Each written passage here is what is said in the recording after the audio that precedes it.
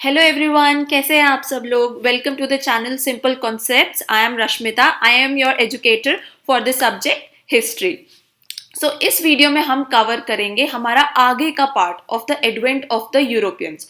तो पहली वीडियो में हमने कवर किया था कि कैसे पूरे के पूरे यूरोप ने डिसाइड किया कि स्पेन और पोर्तुगल को ये जिम्मेदारी दी जाएगी कि वो इंडिया तक एक सी रूट ढूंढेंगे। और उस वीडियो में हमने ये भी कवर किया था कि ऐसा ऐसा क्या हुआ, ऐसे क्या रीजन थे जिनकी वजह से यूरोपियन को जरूरत पड़ी कि वो बाकी पैसेज छोड़ के, जो नॉर्मल पैसेज था उसको छोड़ के एक नया सी रूट इंडिया तक ढूंढे। तो इस पार्ट में हम आगे का कवर करेंगे। Also if you want to see that previous video तो उसका लिंक मैं डिस्क्रिप्शन में शेयर कर दूंगी। Also we have a Telegram group जिसमें हम इन सब वीडियोस के पीडीएफ शेयर करते हैं। And also for a better learning उसमें हम क्विजेज एंड एक्स्ट्रा नोट्स भी प्रोवाइड करते हैं। So kindly join that Telegram group. So let us begin with that video. हाँ जी, तो हमने पिछले वीडियो में बात की थी कि कैसे Vasco da gamma was the first Portugal European जिन्होंने इंडिया तक एक सक्सेसफुली सी रूट को फाइंड किया। तो इस वीडियो में हम उसके आगे की बात करेंगे।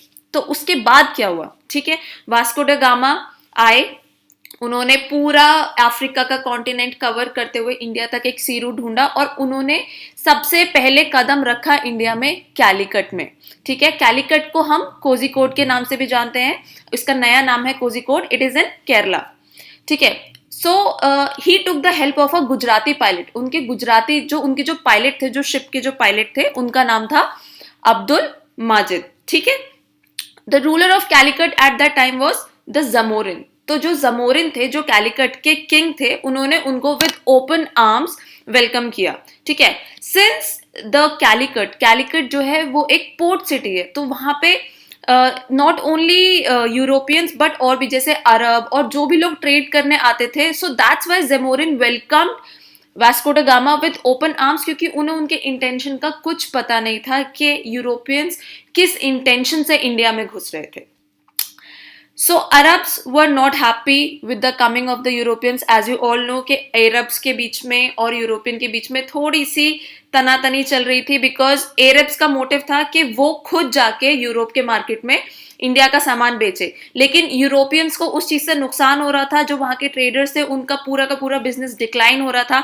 इसी वजह से तो उन्होंने नया सी रूट ढूंढा था। तो अरब्स कैसे खुश हो जाते यूरोपियंस के इस सक्सेसफुल अटेम्प्ट से। बहुत सालों से इंडियन ओशन में अलग अलग तरह के लोग हार्मोनियसली ट्रेड कर रहे थे, जैसे कि चाइनीज, अफ्रीकन्स, एरेब्स, और अब उसमें कौन घुसने वाला था, यूरोपियंस। बट बाकी सब जो थे ना वो हार्मोनियसली अपना ट्रेड कर रहे थे, ठीक है। वो सब इंडिया आते थे, अपने अपने रूट पे निकल जाते थे, सब लोग इक्वली ट्रेड कर रहे थे। लेकिन जो पोर्तुगीज थे वो एक अलग मोटिव के साथ इंडियन ओशन में उतरे थे।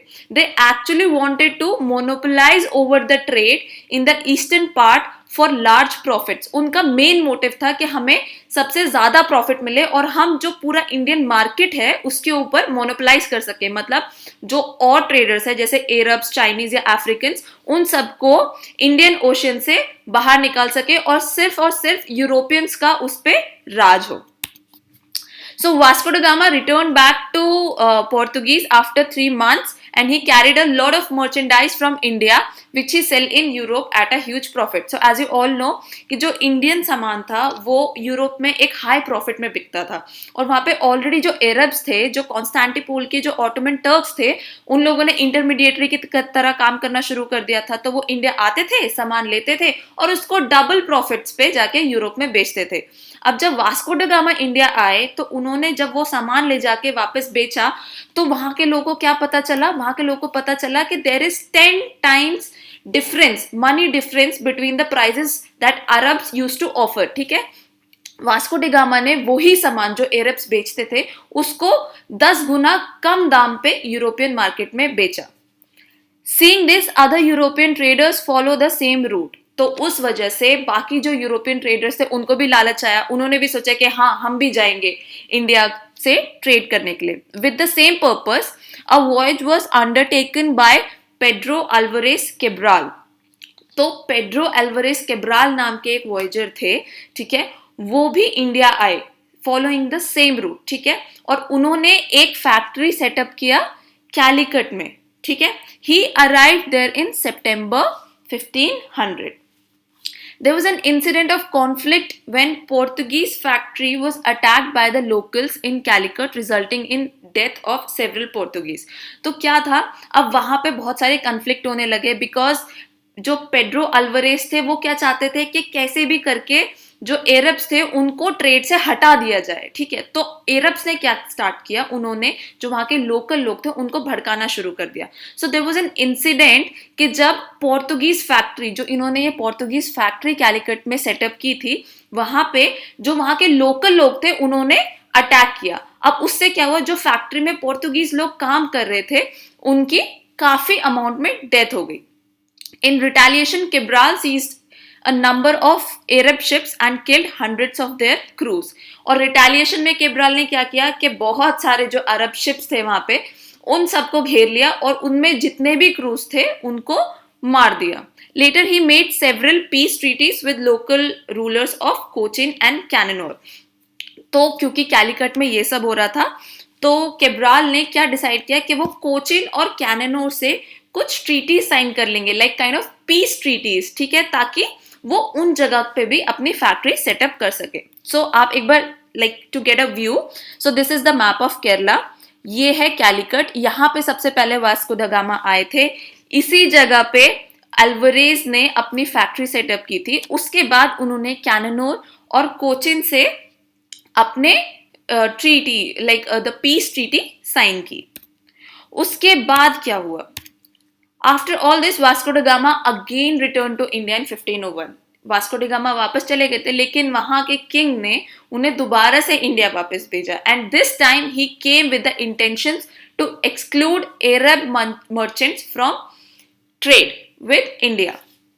तो इस बार वहां के किंग ने उनको पूरी तैयारी के साथ भेजा था कि इस बार आप जाओ और वहां के जो किंग है जेमोरिन, उनसे आप बात करो और उन्हें बोलो कि जो अरब मर्चेंट्स हैं वो उनके साथ ट्रेड नहीं कर सकते अगर उन्हें पोर्तुगीज के साथ ट्रेड करना है.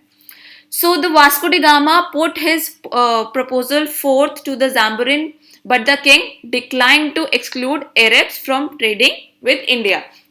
तो अब जो जेमोरिन थे, अब वो तो उनकी जो सिटी थी उसका तो काम ही यही था कि वो जो बाहर से ट्रेडर्स आते थे उनको बुलाएं और उनको एनकरेज करे कि वो उस सिटी के साथ ट्रेड करे, ठीक है, because it was a port city. तो उसके पास और कोई बिजनेस नहीं था, वहां के लोकल लोगों का यही बिजनेस था कि वो सामान बनाए और वो ट्रेडर्स को बेचे. तो जेमोरिन ने सीधा सीधा मना कर दिया वास्को डी गामा के प्रपोजल के लिए, क्योंकि उन्होंने बोला कि हमारा तो बिजनेस कम हो जाएगा ना इस तरीके से, तो सब लोग अभी हार्मोनियसली कर लेते हैं बिजनेस, ठीक है, we will not exclude anybody from the business. So this issue ended the relationship between Zamborin and Vasco da Gama. As you know, Vasco da Gama तो आए इस इंटेंशन से थे कि वो अरब्स को एक्सक्लूड कर सके. तो इस वजह से ये जो तनातनी थी इन दोनों के बीच में, इस वजह से इन दोनों के रिलेशनशिप खराब हो गए. फिर वास्को डी गामा ने क्या किया, जब उनके ज़ैम्बोरिन से कैलिकट में रिलेशन खराब हो गए तो वास्को डी गामा ने एक ट्रेडिंग फैक्ट्री कहां पे स्टैब्लिश की, कैननोर में, ठीक है. I hope this much is clear to you. So let's move on. So the important trade centers of Portuguese, ठीक है, तो ये जो 3 सिटी थी ये पोर्तुगीज के लिए इंपॉर्टेंट ट्रेड सेंटर बनी आगे जाने के लिए. पहली थी कोचिन, दूसरी कैलिकट और कैननोर. मैंने अभी आपको मैप पे दिखाया था, ये कैननोर, ये कैलिकट और ये कोचिन, तीनों ही पोर्ट सिटीज थी, ठीक है. तो ये तीनों आगे जाके पोर्तुगीज के लिए बहुत ही इंपॉर्टेंट ट्रेड सेंटर्स बनी क्योंकि इन तीनों जगह पे उन लोगों ने अपनी ट्रेड फैक्ट्री सेटअप की. सो इसको याद रखने की ट्रिक है 3C, as you know ABC, so C comes on third number. Also Cochin, Calicut, Cannanore, ठीक है, तो तीनों के स्टार्टिंग में C आता है. सो यू कैन रिमेंबर कि what were the 3 important Portuguese trade centres. So it was Cochin, Calicut and Cannanore. Please Coimbatore को टिक मत करना, कोयम्बटूर नहीं है केरला में. Okay, so let's move on. So हम बाकी के रूलर्स के बारे में दूसरी वीडियो में बात करेंगे, ठीक है, because Vasco da gamma was not the only European leader जो इंडिया आए थे पोर्तुगीज की तरफ से, ठीक है। वास्को डी गामा के बाद भी बहुत सारे रूलर्स आए, वो कौन कौन थे और उन्होंने क्या क्या आगे जाके डेवलपमेंट किया यूरोप के बिजनेस में, वो हम आगे वाली वीडियो में बात करेंगे। So this is some extra knowledge capsule for you. तो जो पेड्रो अल्वारेस कैब्राल थे, जिनकी हमने यहाँ पे बात की थी, जो वास्को डी गामा से एनकरेज होके इंडिया आए थे, तो जब वो अपने वॉयज के लिए निकले, जब वो सी रूट के लिए निकले इंडिया के लिए, तो क्या हुआ, उन्हें यूरोप के बाहर एक नई टेरिटरी मिली, ठीक है, और वो टेरिटरी को अब हम ब्राजील के नाम से जानते हैं। So Pedro Alvares Cabral is also known as the first European to see Brazil. उन्होंने एक्चुअली यूरोप के लिए ब्राजील को ढूंढा था, ठीक है, and he is also regarded as the European discoverer of Brazil. So I hope you all have liked this video. We will talk further in our next video, as I told you. Till then, please take care and be safe and keep learning, and please join our Telegram group. Till then, bye bye.